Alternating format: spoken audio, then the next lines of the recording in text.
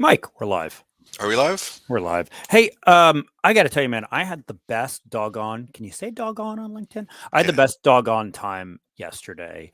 I went to the office, and one of our coworkers was there, and she and I had to argue over something. And oh my god, I missed having like really good constructive arguments in person.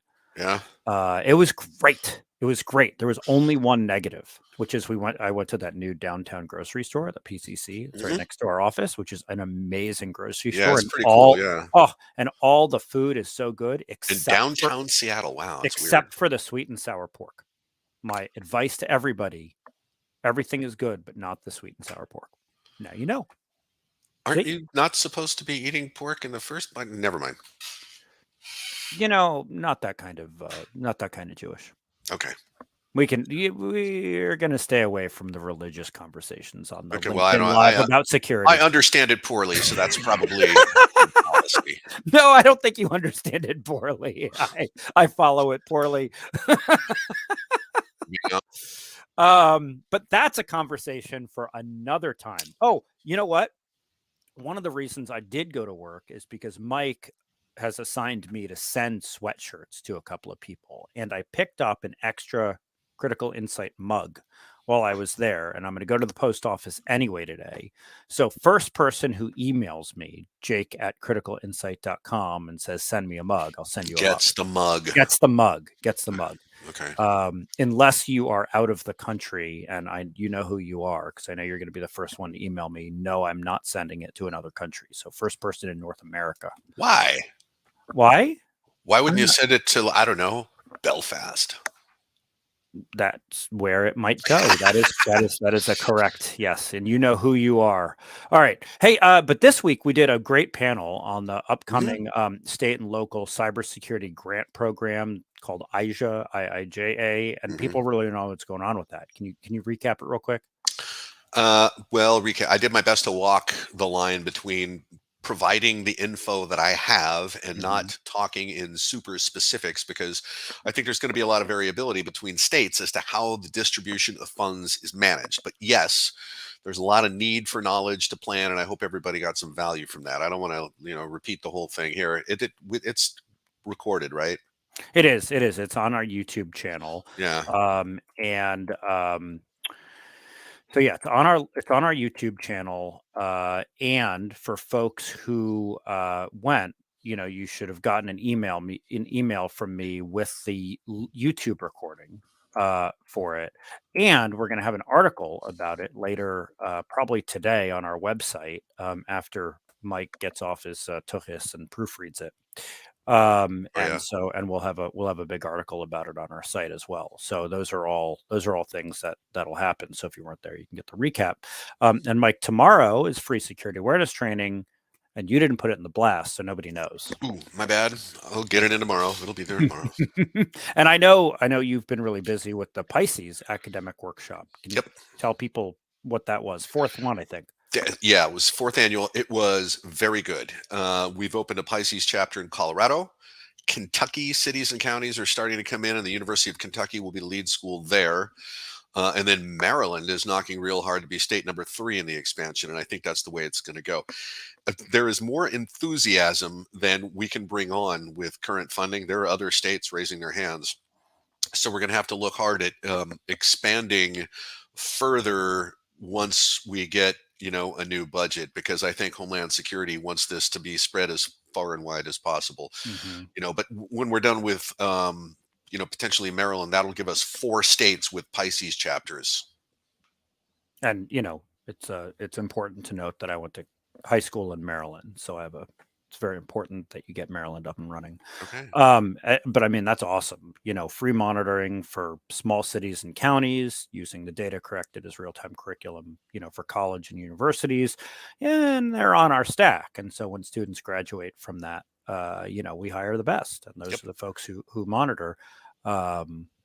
Who then monitor for our customers. So that's really great. Hey, also, by the way, in the IJA thing, we talked about the fact that one of the differences in this funding is that local governments, which by the way includes water districts and of course, Ports, ports public and public utilities, utilities, tribal. hospital districts, we think are included in here. Yeah, that the other ones you've only been able to buy things, and with this one you'll be able to buy services. So that's an important thing. If you need more guidance on that, let us know. Okay, let's talk about the news, Mike. What's going on? Healthcare getting smacked very hard right now. I received a bunch of data this morning from one of the journalists that asked us for comments. Records are being stolen at a gigantic rate right now, and for the purpose of extortion, right? There's other data claiming that ransomware hit 66% of mid-sized organizations last year, which was up from 37% in 2020, the preceding year. 2022 is moving right along to break that record. The average ransom payment in 2021 was $812,000, and nearly half of the victims paid it. Wow. It's actually lower than I would have thought. 800. I guess that's the ransom payment, not the ransom They're also talking demand. about mid-sized organizations here. Yeah. I mean, it's a lot of money. It's a lot of It's a money. lot of money. And that was all before the war in Ukraine started. Yeah. And we continue to assume that Russia is going to get these ransomware gangs involved in both stealing money to compensate for sanctions and poking the U.S.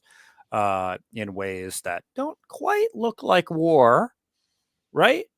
It does to me, Yeah. I don't know. A study claims we're seeing an increase, an escalation in the targeting of critical infrastructure. In fact, there was bulletins keep coming out, about the energy sector, industrial control systems, things like that. In fact, this was pretty interesting. The number one target is consumers, Hmm. which comports with other data that show the number one loss mechanism is fraud and not ransomware. Like romance scams and offers of boxes of gold. Yeah, when Jeffrey Bezos offers you $1 million in a box of gold, it's probably fake. Yes, What about and if it's Elon Musk and he wants to put Coke back in Coke?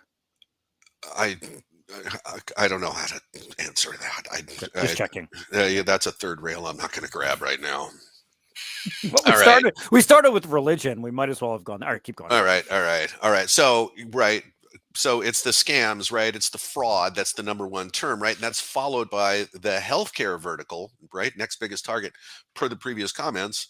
And now transportation, shipping, manufacturing, information technology, and in fact, security companies, those are all showing a sharp increase. So we see this obviously in the war of Ukraine. The Russians are very obviously cybering Ukraine, and 40% of those attacks are against critical infrastructure.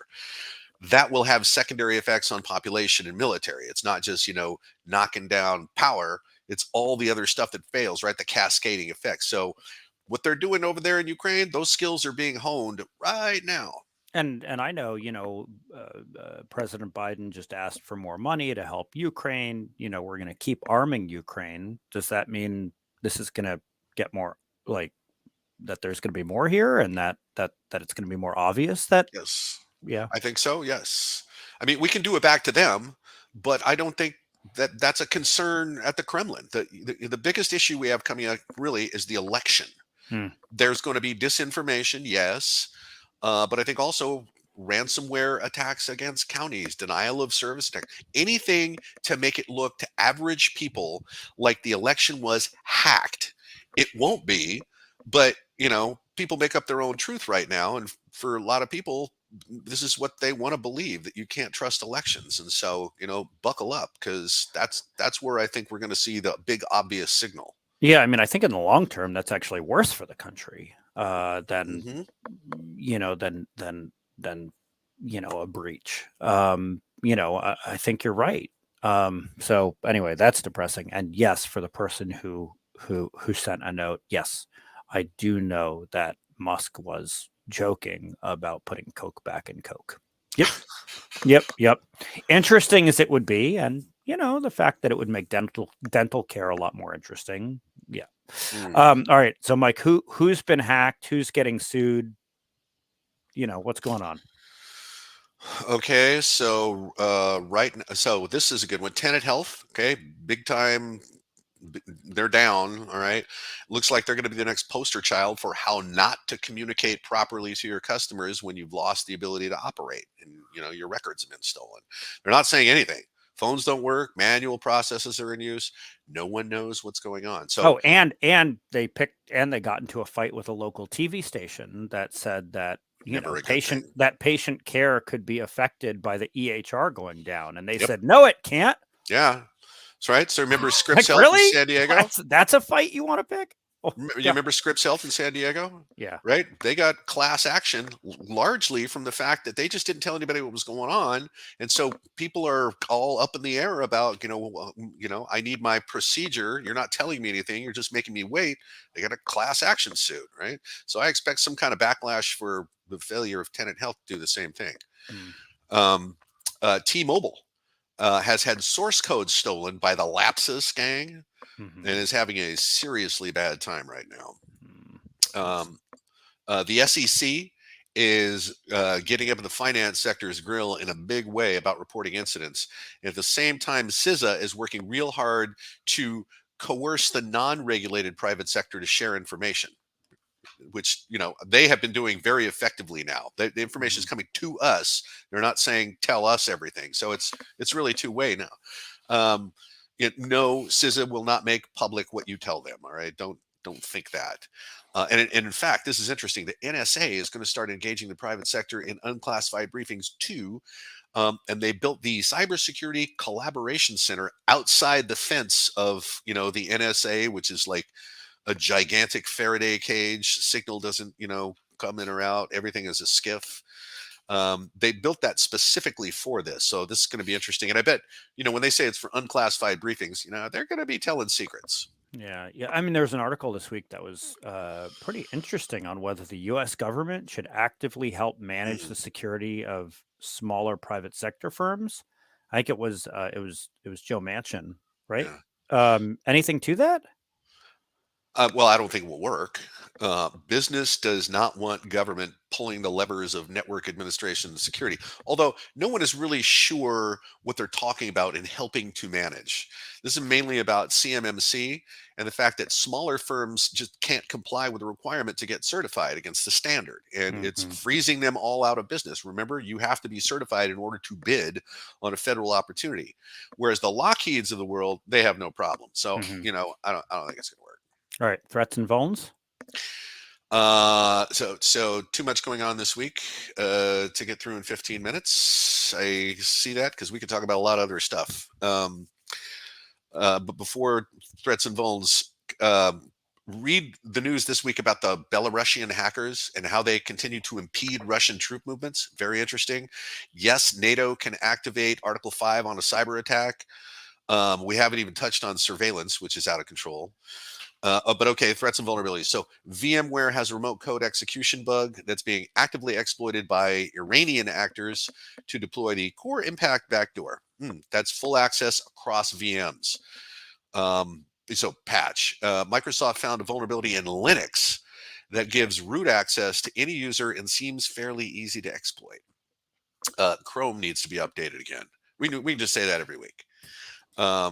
I The was going to FBI, say this is a good week because I've only gotten one notification, only not one so four. far. So Hmm, far, the week isn't over. that's true. Uh, um, Black Cat ransomware which is really hard to detect, and the FBI is warning about this. It's written in the Rust language, and so it's pretty evasive. Quantum ransomware is now being used, and it's very fast at moving from landing on the network to encrypting the network. 44 minutes is what I've seen reported. Lenovo has patched the UEFI firmware vulnerability that affects millions of computers. And watch out for resumes that are being sent into corporate hiring managers. They are booby trapped with the More Eggs malware. What is that, like Easter malware? What do you mean more eggs? Look, I don't make this stuff up. I do not make this up.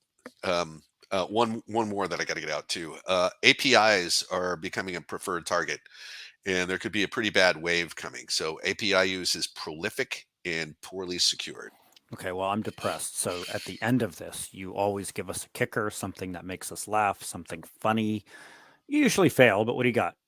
Well, it should be funny this week because you gave it to me. So this is the one about Oh, the yeah. Yeah. Yeah. right. The Russians looked like they were doing a false flag and caught what they call was an assassination attempt by some Nazis. And they planted all this evidence there and they took pictures of it so they could show everybody, right? It's like this really obvious kind of kitschy Nazi stuff. And three copies of The Sims 3, the game. Okay. And what everybody is thinking here is that the Russian military told some operators to set this thing up and said, and put in the picture three SIM cards, meaning for phones. And some genius thought that meant three copies of the Sims 3 game. So here's this picture trying to incriminate Nazis for an assassination attempt, lying there with three copies of the game. It's it's funny. It is funny.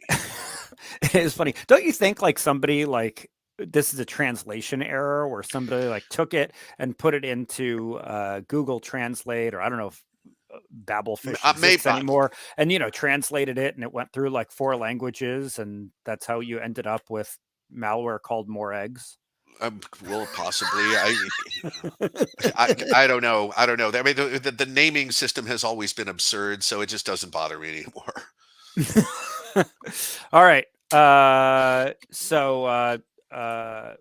oh shoot, Mike. Oh yeah. So I was gonna. So reminder: security awareness training tomorrow. Tomorrow, noon Um, Pacific. tomorrow noon Pacific. It's Mike and I doing it, so it'll be mildly entertaining. And we're gonna have the article posted about the infrastructure bill. If you email me, I'll send you a copy of The Sims 3. No, just kidding. Totally kidding. All right, everybody. Have a great day. Bye bye. Bye.